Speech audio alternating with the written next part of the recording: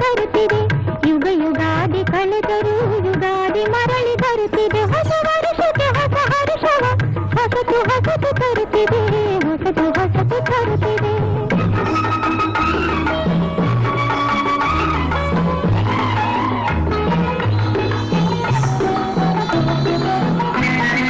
ಹೊಂಗೆ ಹೂವ ತಂಗಳಲ್ಲಿ ಶೃಂಗದ ಸಂಗೀತ ಕೇಳಿ